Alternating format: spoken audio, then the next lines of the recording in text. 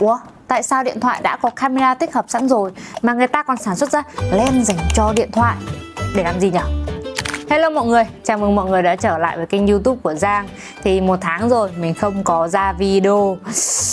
Thì hôm nay Giang sẽ nói về một cái vấn đề mà mình thấy cũng khá là nhiều bạn quan tâm, lens dành cho điện thoại. Thực ra là Giang mới gia nhập bộ môn này đâu đó được 1 năm thôi. Bộ sưu tập của mình hiện tại mới có lens tele của Bitscript này, tele của Moment, lens góc rộng của Moment nữa, một chiếc lens macro và một chiếc lens macro kiêm cái góc rộng của Apacel. Thì cái hãng này đọc đúng tên không ta? Sau cái thời gian trải nghiệm khá là dài, mình cảm thấy là cái vấn đề này nó sẽ có nhiều thứ để mà nói, ưu nhược điểm để cho mọi người cân nhắc xem là mình có nhất thiết phải sử dụng một chiếc lens dành cho điện thoại hay không, mà nếu như dùng thì mình sẽ dùng loại nào. Đầu tiên, để gia nhập bộ môn này thì mọi người sẽ cần phải hiểu đấy là tác dụng của lens dành cho điện thoại để làm gì.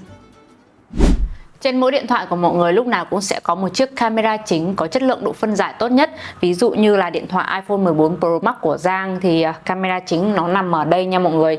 Thì để biết camera chính của mình ở đâu á, mọi người vào cái phần video này. Sau đó là mình chọn một x, mình che từng cái lens đi, che từng cái lens thì cái lens nào nó che mất. Đó, ví dụ như là Giang chọn cái lens đầu tiên này, không che đúng không? Lens thứ hai bên dưới này, đó cũng không che. Rồi lens thứ ba là cái lens bên dưới này, che. Thì đây là cái lens chính của mình, camera 1x. Theo thông số của Apple thì cái camera chính này có chất lượng độ phân giải 48 megapixel. Còn ví dụ như là đây là cái lens góc rộng này, camera góc rộng 0.5x ấy, thì chỉ có độ phân giải là 12 megapixel thôi, một nửa. Trong khi đó là cái khẩu độ của cái camera chính này nó lớn hơn, thì mọi người sẽ kiểu dạng như là xóa phông nhiều hơn á. Mặc dù vậy không phải lúc nào mọi người cũng sẽ sử dụng camera chính 1x của mình đúng không? Ví dụ nhá, bây giờ Giang muốn quay cái góc này nó rộng hơn thì thường sẽ chuyển về 0.5x đúng không? Tại sao mình lại không di chuyển cái tripod ra xa? Bởi vì là cũng sẽ có nhiều trường hợp Giang thấy những anh chị quay sale bất động sản nội thất các thứ chẳng hạn, thì người ta sẽ sử dụng 0.5 để cho cái cảnh của mình trông nó rộng lớn hơn này. Đó, hoặc là trong những không gian hẹp không thể di chuyển được cây tripod thì mình bắt buộc phải sử dụng cái 0.5x này. Tuy nhiên chất lượng của nó không có được đẹp nha, chất lượng của nó sẽ bị giảm so với 1x đúng không? Thì bây giờ mình sẽ chuyển lại về 1x này, sau đó gắn chiếc lens góc rộng vô. Lens này là lens góc rộng của Moment 18mm. Mình sẽ gắn vào cái camera chính nha. Mọi người nhớ cái camera chính lúc nãy Giang chỉ không? Rồi, thì sau khi mà Giang gắn vào cái camera chính thì mọi người sẽ thấy là cái góc nó rộng hơn, nhưng mà mình sẽ vẫn giữ được cái chất lượng cao nhất của lens 1x. Đó. Ví dụ tiếp theo này, thì bình thường nếu mà quay chụp cận cảnh á, mọi người dí sát vào những cái chi tiết nhỏ này, không lấy nét được. Camera chính của mình 1x đây, không lấy nét được. Thì nó sẽ có một cái khoảng cách lấy nét nhất định nha. Thì trong cái trường hợp này, nếu như mọi người vẫn muốn lấy rõ chi tiết mà vẫn giữ được chất lượng của camera chính 1x này, thì chúng ta sẽ xài cái lens macro. Ok. Rồi, sau khi gắn lens macro thì mọi người thấy cái chi tiết của mình rõ hơn đúng không?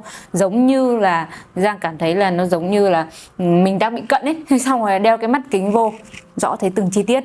Hiện tại hầu hết các hãng sẽ chia lens theo 5 dạng. Đầu tiên đấy là lens góc rộng này, lens tele, lens macro, lens fisheye và lens anamorphic. Thứ nhất là với lens góc rộng thì mọi người sẽ có một cái góc rộng hơn nhưng vẫn giữ chất lượng của camera chính 1x. Rồi, đây là cái đợt Giang đi du lịch Thái Lan hồi tháng 2 năm 2024 là năm nay á. Thì mình cũng có mang 2 chiếc lens của Moment mang đi trải nghiệm du lịch. Nhìn chung thì thời gian mình sử dụng khi mà quay chụp du lịch nó chỉ chiếm khoảng tầm 20% thôi, bởi vì lười ở cái công đoạn là lắp lens vô nữa. Giang sẽ để góc 0.5x trước nha, sau đó là chuyển về 1x rồi gắn lens vô. Lens 0.5x mặc định ở trên điện thoại sẽ có tiêu cự là 13mm, còn lens góc rộng Moment là 18mm, nên là nếu để so sánh về góc thì 0.5x nó vẫn sẽ rộng hơn một chút. Ngoài ra khi mọi người sử dụng lens thì mình sẽ có thêm một cái nữa, đấy là bokeh. Bởi vì mọi người tận dụng được khẩu độ lớn trên camera chính 1x. Ví dụ như Giang dí sát sản phẩm vào màn hình thì mọi người sẽ thấy cái viền xung quanh ấy, background đã được làm mờ, bokeh tròn tự nhiên. Còn đối với lens 0.5x ở trên điện thoại mặc định sẵn á, là mọi người hầu như không thấy bokeh luôn, bởi vì là khẩu độ của nó nhỏ hơn lens 1x ở trên điện thoại.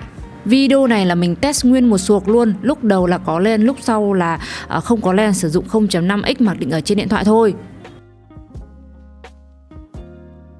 Bây giờ thì Giang sẽ zoom cả hai video lên 200% để mọi người xem cái nào nó sắc nét hơn nhá. Giống như lúc nãy Giang nói 0.5x thì nó sẽ có tiêu cự rộng hơn đúng không? Thì khi mà mình phóng to đồng thời cả hai video lên 200% thì mọi người sẽ thấy hình ảnh video bên trái 0.5x nó sẽ nhỏ hơn so với hình ảnh bên phải là len 18mm. Cảm quan đầu tiên thì độ nhám rèm nhà Giang ấy thì bên phải sẽ cho chi tiết rõ hơn, còn bên trái thì màu sắc nó cũng bệt bệt đi rồi. Tiếp theo là len tele thì bình thường giống như là mình xài 1x sau đó là zoom lên 2x. Để dễ hình dung hơn thì Giang sẽ sử dụng cho mọi người coi, nhiệt tình lắm luôn á. Đầu tiên thì Giang sẽ zoom 2x ở trên điện thoại để mọi người có thể hình dung được kích cỡ khi mà mình zoom 2x. Sau đó trở về camera 1x và gắn len vào thì mọi người thấy cái khoảng cách nó cũng khá là giống với lại zoom 2x ở trên điện thoại đúng không? Và lúc này theo lý thuyết là mọi người vừa có thể zoom xa hơn này, vừa có thể giữ được chất lượng của camera chính 1x. Thêm nữa là hiệu ứng bokeh sẽ được thể hiện rõ ràng hơn khi mọi người sử dụng len tele. Phần background ấy, bokeh nó tròn trịa này, tự nhiên khiến cho video của mình cảm giác có chiều sâu hơn nhiều. Ngoài ra nếu như mọi người sử dụng mode cinematic quay video điện ảnh ở trên điện thoại thì nó sẽ là AI, là mờ phông nền chứ không thể nào mà mờ tự nhiên giống như là từ len được. Tiếp theo là len macro thì mọi người sẽ có thể dí sát vào chủ thể và quay chụp cận cảnh. Giống như ban đầu Giang có lấy ví dụ này, thì khi mà mình quay chụp cận cảnh chủ thể á, thì không thể nào mà lấy nét được. Lúc này thì iPhone 14 Pro Max của Giang có cái len macro riêng nha, nhưng mà nó cũng không thể nào sắc nét được bằng cái len chính của mình.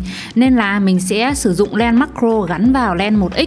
Thế là mình đã có thể quay chụp cận cảnh được rồi. Có một lưu ý đấy là len macro thì mọi người chỉ quay được cận cảnh thôi nha. Còn nếu như mọi người di chuyển xa ra là nó không lấy nét được. Thứ tư là len fish eye sẽ cho mọi người có một cái góc giống như là mắt cá vậy, nó lồi lồi á. Cái này thì hiện tại mình chưa có len để trải nghiệm bởi vì là cái công việc của mình cũng chưa có cần thiết để sử dụng cái len fish eye đó. Nếu mà đam mê mà có tiền thì chắc là mình sẽ đầu tư.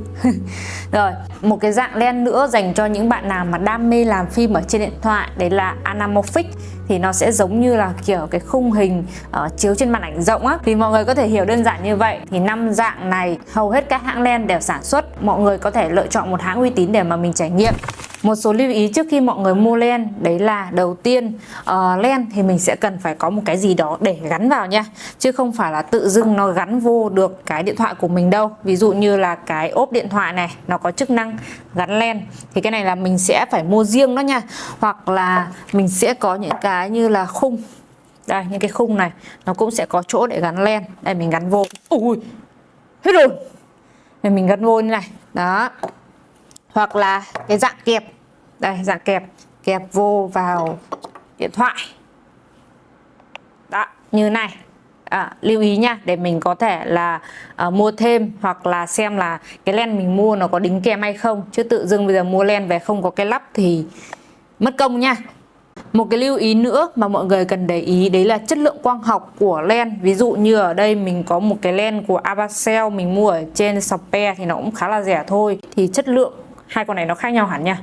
Đều là len góc rộng hết nha. Đầu tiên là hình ảnh từ len 18mm của Moment. Mọi người có thể thấy là hình ảnh rất là sắc nét đúng không? Nhưng mà chuyển qua Avacell thì rất là nản, bởi vì là hình ảnh thì bị méo này, trong khi đó là len góc rộng nha, mà méo y chang fish eye. Thêm nữa là nó sẽ bị mờ ở rìa và viền. Avacell nét được đúng cái trung tâm đỉnh núi ở trên màn hình máy tính của mình, còn đâu là bắt đầu lan ra là mờ rồi.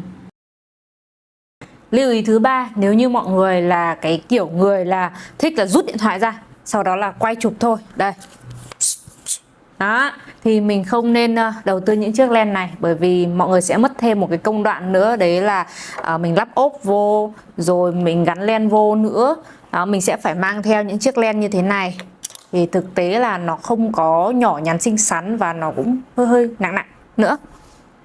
Lưu ý tiếp theo là khi mọi người gắn len lên thì cái cái tay của mọi người khi di chuyển điện thoại ấy, thì nó sẽ phải vững chãi hơn, bởi vì là khi gắn len lên là nó sẽ không có chống rung nha, len thì không có chống rung, nên là mọi người sẽ cần phải vững chãi khi mà di chuyển hơn. Và nếu như mọi người sử dụng gimbal á thì cũng phải để ý xem là cái gimbal đó nó có cân được cái điện thoại cộng với cái len không. Ví dụ như là mình xài cái Zhiyun Smooth 5S Pro, mình thấy có nhiều kênh nước ngoài người ta cân được, nhưng mà mình thì cho vô nó cứ ngoẻo á. Con này cân cũng khỏe nha, nhưng mà thêm len thì không được. Len mình sử dụng nhiều nhất đấy là tele. Đó, mình sẽ gắn lên nha, sau đó là bật máy lên xem nó có cân được không. Mở lock này, bật máy.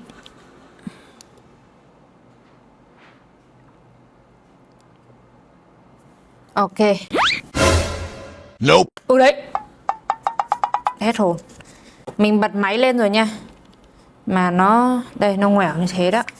Rồi, ok, đỡ hơn rồi đó. Ui. Đấy, nói chung là không biết nữa, không biết tại sao mấy anh nước ngoài người ta cân được ta, không biết. Giờ thì mình sẽ test thử cái len 18mm của Moment để cân lên thử xem. Quay cảnh rộng, phong cảnh này, nội thất này. Đó, ngoẻo nha. Đấy, mọi người nhớ cân nhắc là mua cái gimbal nào mà nó cân được luôn cả điện thoại và len nha. Hy vọng với những chia sẻ của mình thì mọi người có thể hiểu được phần nào về len dành cho điện thoại. Nếu như mọi người có thắc mắc nào thì mình có thể thảo luận thêm ở dưới phần comment. Hoặc là nếu như mọi người muốn Giang review chi tiết những hãng len mà mình sử dụng thì cũng để lại comment để cho Giang biết ha. Và có một điều mình thấy cũng nhiều bạn thắc mắc, đấy là Giang thì giao diện giống con trai đúng không? Nhưng mà giọng nói thì rất là thì Giang là con gái. Hy vọng là mọi người vẫn sẽ ủng hộ những video nói về quay dựng trên điện thoại của mình. Bye bye. Bye bye.